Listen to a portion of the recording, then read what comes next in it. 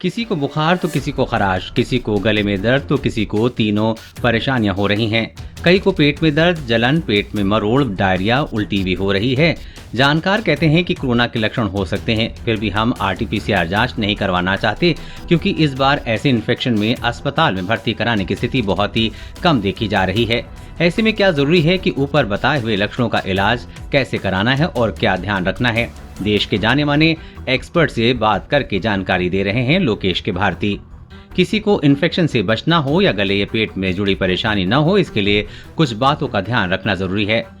वैसे है ये तो पुरानी बातें, लेकिन इन्होंने फिर से संजीदगी के साथ याद कराना जरूरी हो जाता है। कोरोना जब से आया है तब से ये गया नहीं है।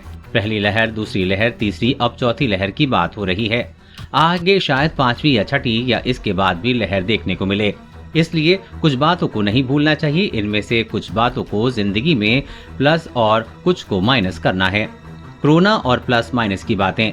मास्क लगाएं और 5 फुट की दूरी बनाए रखें। मौसमी फल जैसे तरबूज, खरबूज आदि जरूर खाएं। सलाद में खीरा खाएं, नींबू का भी सेवन करें।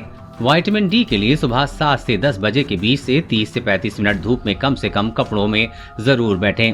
घर का बना हुआ खाना खाएं, तेल मसाला सामान्य रखें। हर दिन 6 से 8 घंटे की नींद पूरी करें। ये नींद अगर रात 10 या 11 से सुबह 5 से 6 बजे तक के बीच हो तो बेहतर है। माइनस वाली बातें। सर्द और गर्म का ख्याल रखें। ऐसे में फौरन ही निकलकर गर्मी में न जाएं और गर्मी से आकर सीधे एसी में न बैठें। यानी ध्यान रखना है कि अंदर बाहर के तापमान का अंतर 3 से 4 डिग्री से ज्यादा न हो। अमूमन एसी का तापमान 20 से 22 डिग्री सेल्सियस और बाहर का तापमान 30 से 40 डिग्री तक होता है। ज्यादा गर्मी बढ़ने पर बाहर का तापमान 40 डिग्री से भी ज्यादा हो जाता है। फ्रिज का ठंडा पानी न पिएं, या अगर पीना है तो घड़े के पानी जितना ठंडा करके, यानी कि ठंडे पानी से आधा सामान्य पानी को मिला दें। फिलहाल ठंडी चीजों जैसे आइसक्रीम, कोल्ड ड्रिंक आदि से बचें। बाहर का जूस, खासकर गन्ने का रस पीते समय बर्फ को हटा दें। मुमकिन है कि बाहर जो बर्फ इस्तेमाल की जा रही है वो पुरानी हो, उसमें पहले से ही बीमार करने वाले बैक्टीरिया मौजूद हों। बाहर की चीजें खाने से बचें। पिज्जा, बर्गर, नूडल्स से भी अभी दूरी बनाना बेहतर है। अगर गले में जरा सी भी खराश होने लगे, शरीर में थकान और हल्का बुखार महसूस हो तो ठंडी चीजें बिल्कुल भी न खाएं। इन्हें ज्यादा परेशान कर रहा है कोरोना। जिन्होंने वैक्सीन की दोनों डोज नहीं ली हैं, जिन्हें पहले से कोई गंभीर बीमारी है, साथ ही अगर उन्होंने वैक्सीन की दोनों डोज नहीं ली हैं, अब तो प्रिकॉशनरी डोज की जरूरत भी ऐसे लोगों को पड़ने लगी है। अगर शुगर और बीपी है लेकिन ये काबू में नहीं है, सही तरीके से और सही समय पर दवा या इंसुलिन नहीं ले रहे हैं, जो खान पान और सेहत का ध्यान नहीं रखते हैं, शराब तंबाकू लेते हैं, हेल्दी रूटीन फॉलो नहीं कर रहे हैं, यानी हर दिन 30 से 40 मिनट की वॉकिंग, एक्सरसाइज और 10 से 15 मिनट का योग नहीं कर रहे हैं।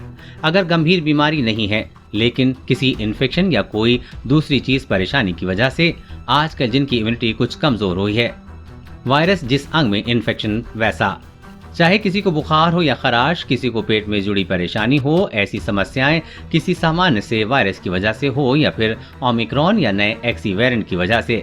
वैसे भी एक्सी वेरिएंट ओमिक्रॉन से ही बना है। हमें इस बात में नहीं पड़ना है कि इन्फेक्शन किस वायरस से हुआ है। ये सरकार का काम है कि वो जीनोम सीक्वेंसिंग के द्वारा देखे कि किस तरह के वायरस की वजह से इन्फेक्शन हुआ है। कोरोना के सभी तरह के वायरसों के लिए फिलहाल इलाज का तरीका अमूमन एक जैसा ही है। कोरोना वायरस अब सांस की नली में पहुंचता है तो गले में खराश, खांसी, गले में दर्द होता है, इसे रेस्पिरेटरी ट्रैक्ट कोविड कहते हैं।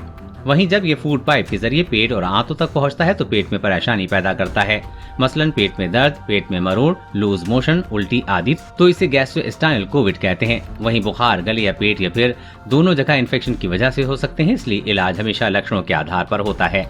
कोरोना वायरस और कोरोना वैक्सीन से जुड़ी हर अपडेट पाने के लिए चैनल को